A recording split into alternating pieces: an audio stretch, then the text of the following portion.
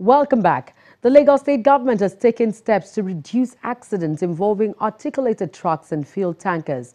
And this follows a tanker explosion on Otedola Bridge at the exit end of the Lagos-Ibadan Expressway.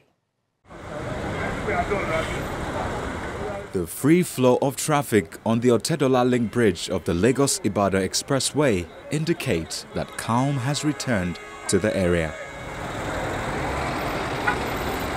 Motorists and passers-by now ply the route with ease, but this was not the case few days back, precisely on Thursday, June the 28th, when a fuel-laden tanker exploded, leaving behind an unimaginable damage, scores of vehicles burnt, loss of lives, and varying degrees of burns. A sight that will remain in the memory of the victims and the eyewitnesses.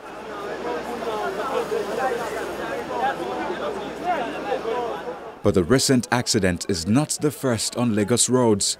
Articulated trucks are commonly sighted within the metropolis, especially on roads leading to the ports and tanker farms.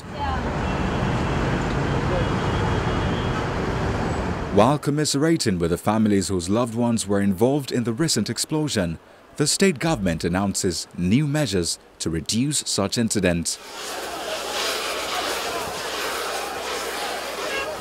During a press briefing, the state's Commissioner for Transportation, Mr. Dateline, announces the state government's decision restricting movement of fuel tankers to designated trailer routes. The Lagos state government is exploring alternative modes of transportation of petroleum products to separate passenger traffic from cargo movements within the metropolis. All of these in the interest of public safety and order. As an immediate response to the latest incident, the Lagos state government hereby announces the following measures. 1. Fuel tankers are hereby directed to ply the designated trailer routes, that is, Apapa Oronshoki Expressway through Ogudu to Lagos-Ibadan Expressway. Mr. Lawansin adds that all articulated trucks coming into Lagos must now obtain roadworthiness certificate. All tankers and containers coming into Lagos State from henceforth are directed to obtain the Ministry of Transportation certificate of roadworthiness at any of our centers within the next 30 days.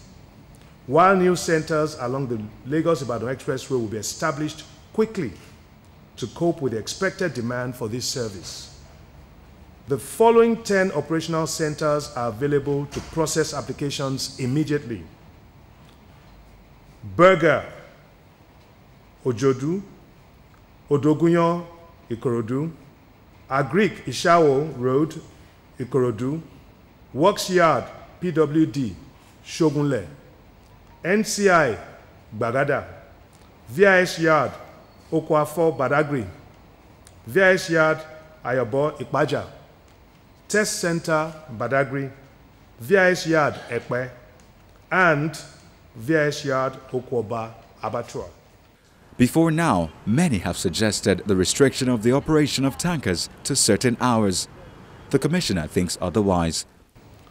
We note that operationally, imported petroleum products are pumped from import jetties at Atlas Cove through pipelines to the depots in Ejigbo in Lagos, in Mosimi in Ogun State, Ibadan in Oyo State, Ilorin, Kwara State, and in Ore in Ondo State.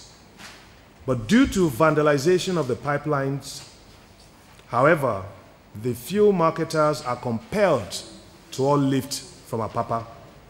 Considering the high demand for petroleum products across the country, any restriction of their operations to certain hours of the day, as has been canvassed in some quarters, will undermine supplies and threaten the well-being of the Nigerian economy.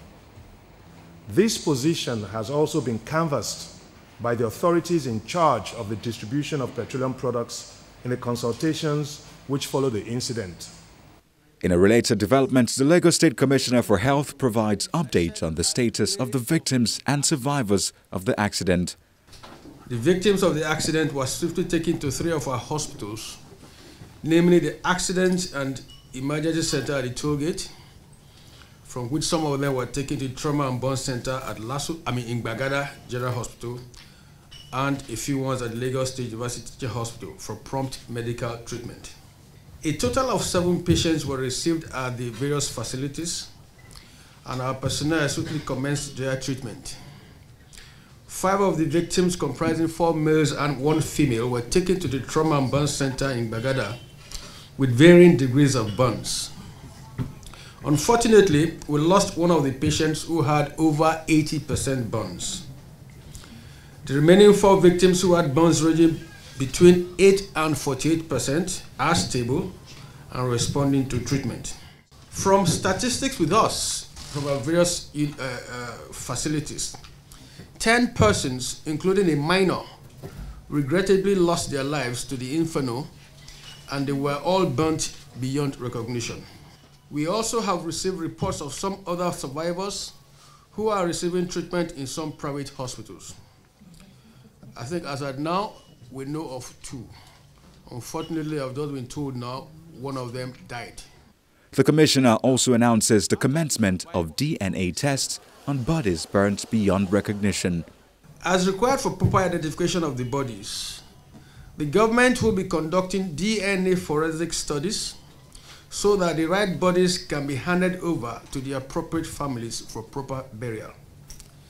These will entail obtaining samples from very close relations of these victims and matching these samples taken from the charred remains of the victims. In order for this to be done, we will be taking samples from relations in this order. 1, either the mother or the father of the victim. 2, the child of the victim. 3, a sibling of the victim. And 4, the uncle or aunt of the victim.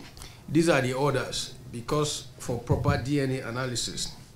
And such people or relations should kindly go to the Lagos State DNA Forensic Center at 48 Broad Street, Lagos Island, opposite the CMS bookshop in Lagos. The place will be open for DNA collection between 10 a.m. and 3 p.m. from Monday to Friday every day. An estimate of about 2 weeks from the time the samples are received will be needed to complete the DNA process.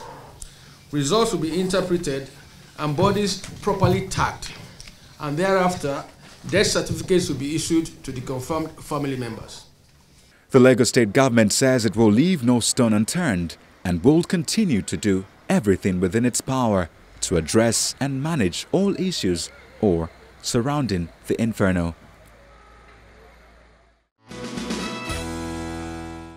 And wow, the biggest event this week is the visit of the President of France, Emmanuel Macron, who was hosted at Fela's Africa Shrine, home of Afrobeat in Nigeria.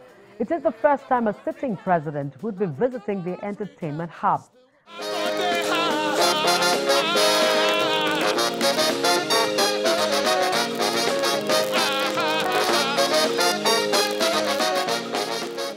More of that visit will be the major focus in next week's edition of the program. And that's where we draw the curtain on this edition. We sincerely appreciate your time with us as we look forward to continuing the conversation on our social media platforms. See you next week, same time. I'm Loretta Chiogo. Bye.